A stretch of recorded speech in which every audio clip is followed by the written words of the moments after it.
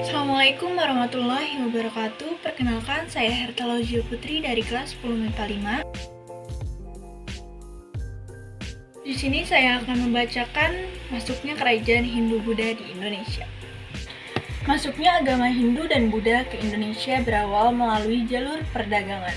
Pada masa tersebut, sebelum bangsa kolonial datang ke Nusantara, Indonesia melakukan transaksi perdagangan dengan bangsa asing, terutama Tiongkok dan India yang merupakan pusat agama Hindu dan Buddha terbesar di Asia.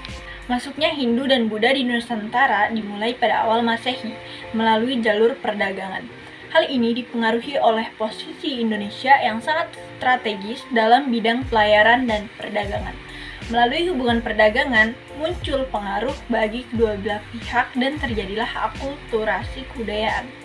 Candi Hindu maupun Buddha pada dasarnya merupakan perwujudan akulturasi kebudayaan lokal dengan budaya India. Masuknya agama Hindu dan Buddha di Indonesia kemudian memunculkan pembaruan besar. Teori masuknya Hindu-Buddha ke Indonesia. Para ahli memiliki perbedaan pendapat terkait proses masuknya agama Hindu-Buddha ke Indonesia. Perbedaan tersebut kemudian memunculkan sejumlah teori. 1. Teori Ksatria. Teori ini menyatakan bahwa agama Hindu-Buddha dibawa oleh golongan prajurit ksatria yang mendirikan kerajaan di Nusantara. Terdapat 5 ahli yang mencetuskan teori ini, yakni R.C. Majumdar, F.D.K. Bose, C.C. Berg, Mukherjee, dan G.L. Mons. Namun, teori ksatria juga tidak luput dari beberapa kelemahan berikut. 1. Golongan ksatria tidak menguasai bahasa Sanskerta pada huruf Pallawa yang terdapat pada kitab Weda. Tidak ditemukan prasasti yang menggambarkan penaklukan Nusantara oleh kerajaan India. Pelarian ksatria dari India tidak mungkin mendapat kedudukan mulia sebagai raja di Indonesia. Teori kedua adalah teori Waisya. Teori Waisya dikemukakan oleh N.G. Krom yang berpendapat bahwa agama Hindu-Buddha masuk ke Indonesia dibawa oleh pedagang dari India. Agama tersebut bisa disebarkan dengan cara pernikahan, hubungan dagang, atau interaksi dengan penduduk setempat saat pedagang dari India bermukim untuk sementara waktu di Nusantara. Teori ini diperkuat dengan keberadaan kampung keling, yaitu perkampungan para pedagang India di Indonesia. Selain itu, perdagangan merupakan salah satu aspek penting dalam kehidupan masyarakat. Kendati demikian, teori Waisya juga memiliki kelemahan, di antaranya kaum Waisya tidak menguasai bahasa Sanskerta dan aksara Pallawa. Sebagian besar kerajaan Hindu-Buddha terletak di pedalaman, bukan daerah pesisir yang dekat dengan jalur pelayaran. Motif golongan Waisya hanya berdagang, bukan menyebarkan agama.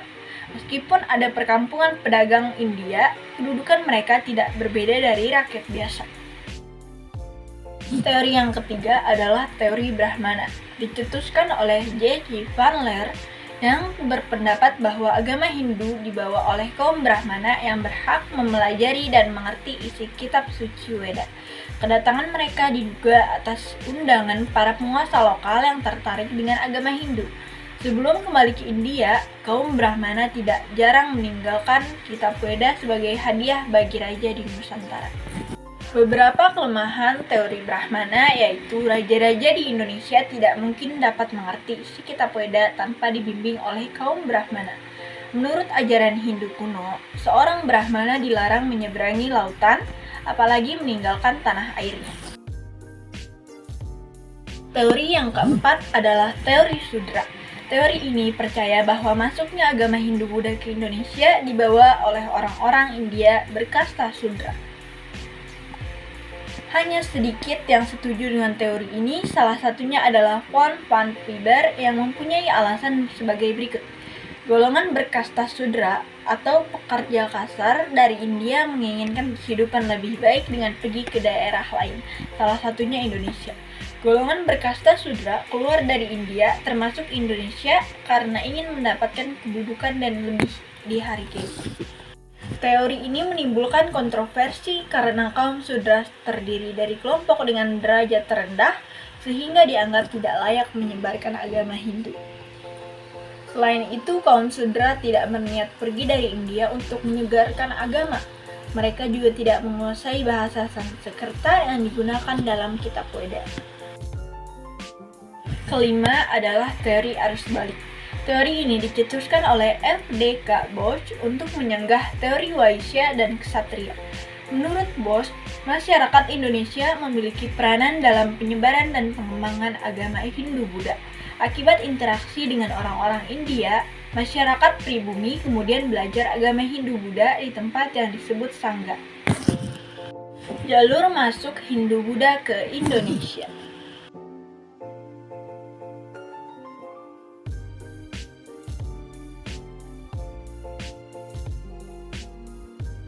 Kedua, jalur laut. Penyebaran pengaruh Hindu-Buddha di Indonesia melalui jalur laut dilakukan dengan mengikuti rombongan kapal pedagang yang biasa beraktivitas pada jalur India-Cina.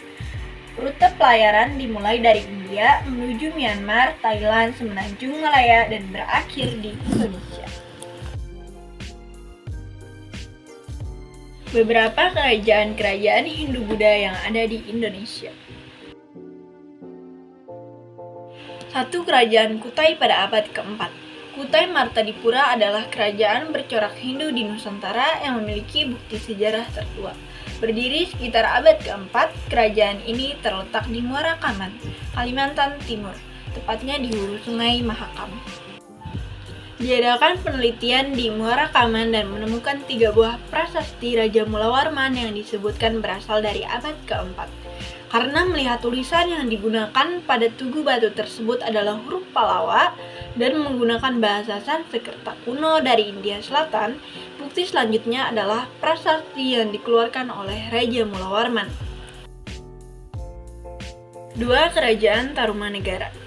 Kerajaan Tarumanegara atau Taruma adalah sebuah kerajaan yang pernah berkuasa di wilayah Pulau Jawa bagian barat pada abad keempat sehingga abad ke-7 Masehi, yang merupakan salah satu kerajaan tertua di Nusantara yang diketahui. 3. Kerajaan Kalingga pada abad ke-6 sampai ke-7.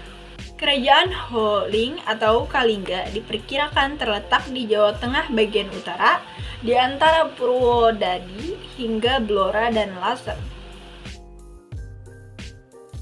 4. Kerajaan Sriwijaya pada abad ke-7 sampai ke-13. Sriwijaya terletak di Sumatera Selatan, yaitu tepatnya di Sungai Musi pada abad 7 Masehi. Pada abad 7 Masehi, kerajaan Sriwijaya telah berhasil menguasai kunci-kunci jalan perdagangan yang penting seperti Selat Sunda, Selat Bangka, Selat Malaka, dan Laut Jawa bagian barat. Pada abad ke-8 Masehi, perluasan kerajaan Sriwijaya ditujukan ke arah utara, yaitu menduduki Semenanjung Malaya dan Tanah Genting Krak. Pada abad ke-8 Masehi, kerajaan Sriwijaya telah berhasil menguasai seluruh jalur perdagangan di Asia Tenggara, baik yang melalui Selat Malaka, Selat Karimata, dan Tanah Genting Krak. 5. Kerajaan Mendeng 752 sampai 1006. Kerajaan Medang atau sering juga disebut Kerajaan Mataram kuno atau Kerajaan Mataram Hindu adalah nama sebuah kerajaan yang berdiri di Jawa Tengah pada abad ke-8 kemudian berpindah ke Jawa Timur pada abad ke-10.